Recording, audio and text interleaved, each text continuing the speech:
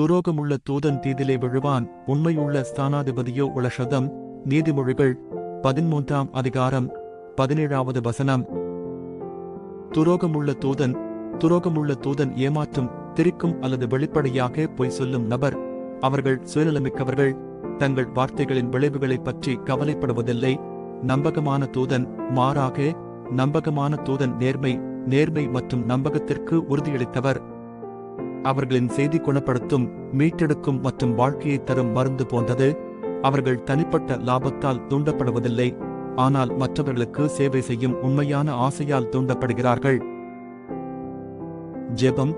அன்பான பிதாவே, உங்கள் வார்த்தைகளுக்கு நன்றி. உங்கள் தேவாலயத்தை நம்பகமான தூதர்களால் நிரப்பவும், உலகிற்கு உங்கள் மீட்பு செய்தியை அறிவிக்கவும். எங்கள் வாழ்க்கை உங்கள் கருணை மற்றும் அன்பின் சாட்சியாக இருக்கட்டும்.